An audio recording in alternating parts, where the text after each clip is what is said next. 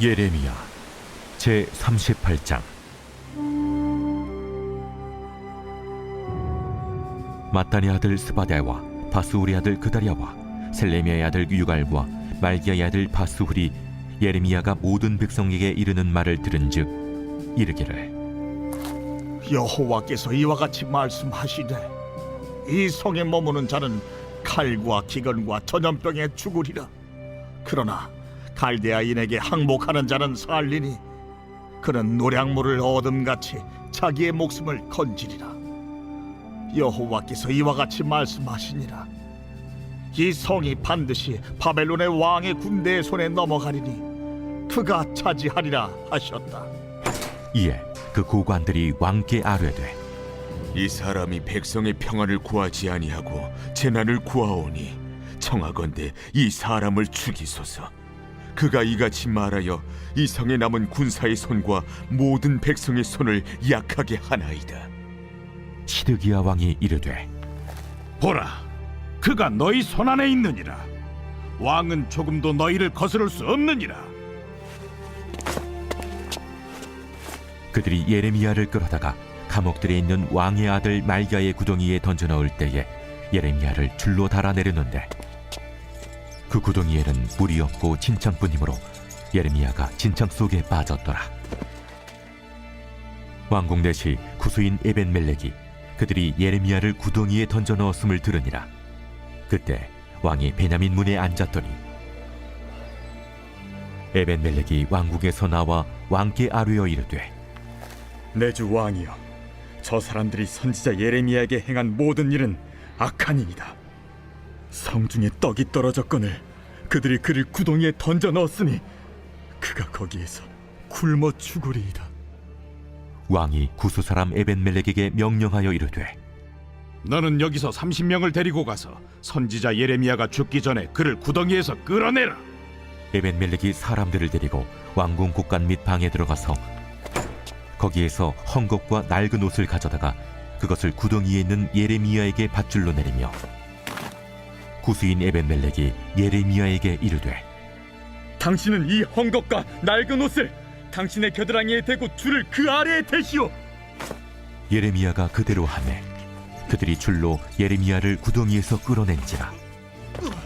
예레미야가 시위대 뜰에 머무니라. 할렐루야. 사랑하는 열린문교회 성도 여러분, 오늘도 주님이 주시는 참 평안 가운데 단잠 주무셨습니까? 7월 26일 금요일 하나님께서 허락하신 귀한 하루가 시작되었습니다. 오늘도 하나님께서 주시는 예레미야 말씀을 통하여 말씀의 선명한 기준이 세워지고 그 세운 기준으로 오늘 하루를 살아내는 저와 여러분들이 되셨으면 좋겠습니다. 오늘 말씀을 저는 제목을 회심이라고 제목을 지어 보았는데요.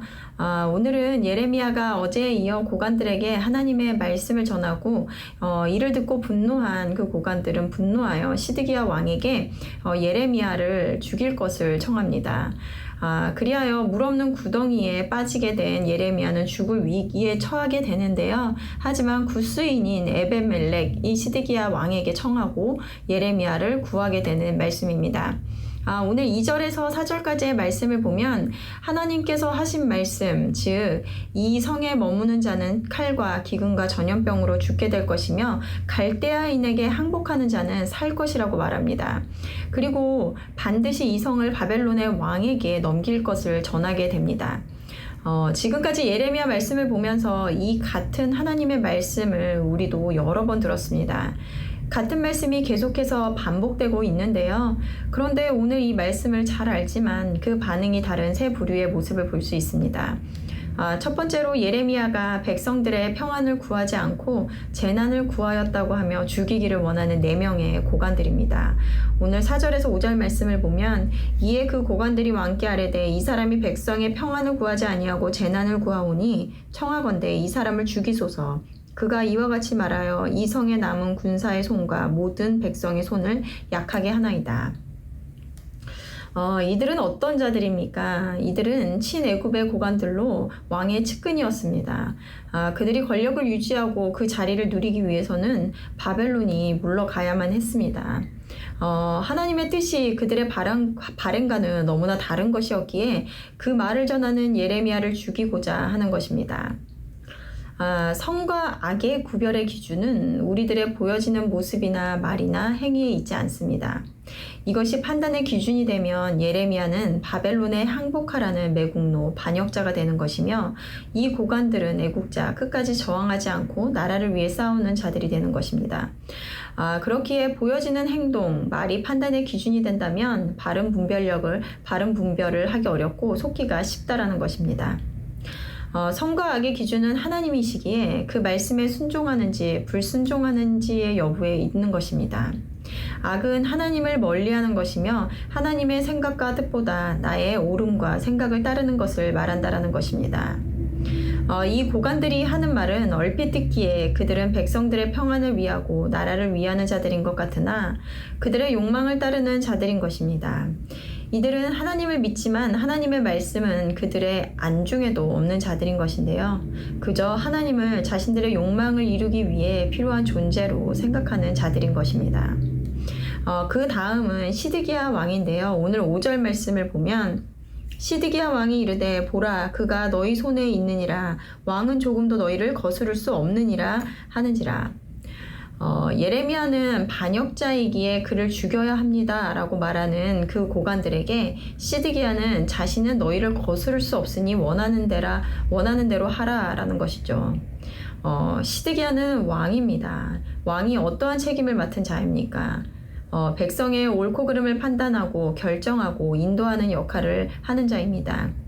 특히 하나님의 말씀을 기준으로 판단하고 결정해야 하는 중요한 자림에도 불구하고 그는 그 고관들의 눈치를 보며 그들이 원하는 대로 하라라고 말합니다.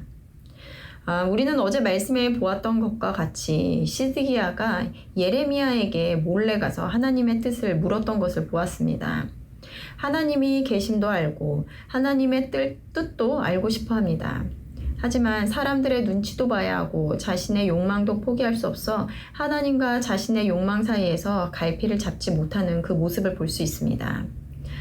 나중에 구스인 에벤멜렉이 선지자 예레미야에게 하는 것은 악한 일이며 그가 죽을 것이라는 말에 또 사람을 보내어 예레미야를 살립니다.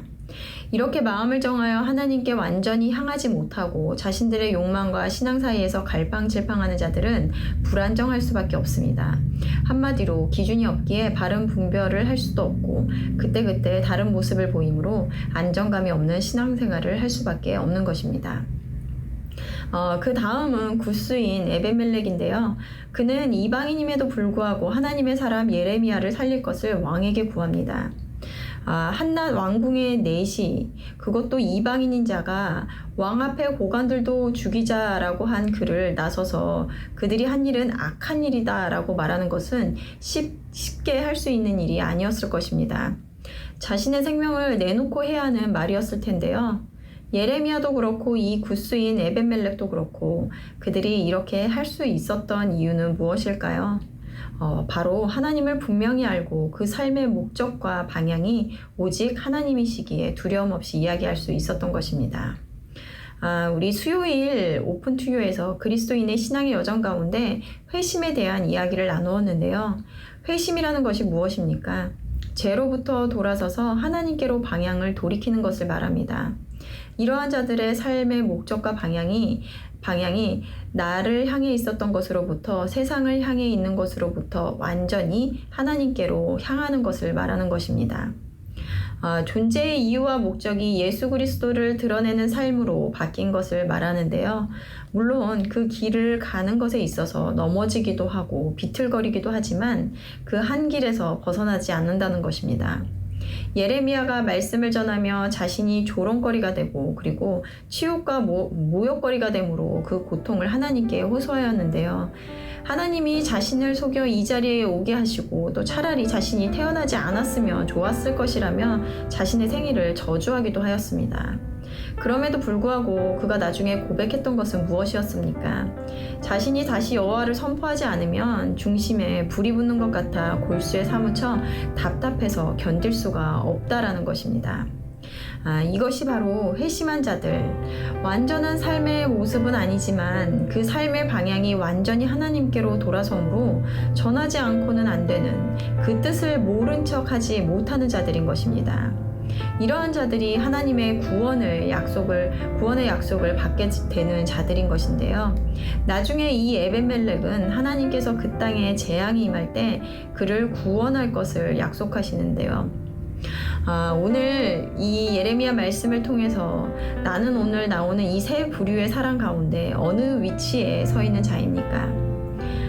내 구함이 무엇인지, 내가 무엇을 향하고 있는지 생각해보며 각자에게 주시는 말씀으로 나를 돌아보며 하나님을 또 발견하는 하루가 되시기를 바랍니다. 함께 기도하시겠습니다. 사랑하는 하나님, 우리가 다 하나님을 믿고 따르는 자들이라 고백을 하나 오늘 말씀처럼 다 믿음의 반응을 보며 우리는 진정으로 하나님을 향하여 그 뜻을 정한 자들인지 묻습니다. 아직도 우리의 욕망과 고집으로 하나님의 뜻을 가리우고 있다면 마음을 정하여 오직 주님만이 우리 삶의 유일한 이유와 목적임을 고백하는 이 시간 되게 하여 주시옵소서. 그리하여 예레미야의 말과 같이 늘 동일한 마음으로 하나님의 뜻에 순종하며 또 담대히 세상을 이기며 주님을 전하는 자들이 될 수 있도록 함께하여 주시옵소서. 감사드리며 예수님의 이름으로 기도드렸습니다. 아멘. 내일은 토요 새벽 예배가 있는 날입니다. 말씀과 기도의 자리로 나와 하루를 여시는 저와 여러분들이 되셨으면 좋겠습니다. 아침을 깨우는 말씀은 월요일 아침에 다시 찾아뵙도록 하겠습니다.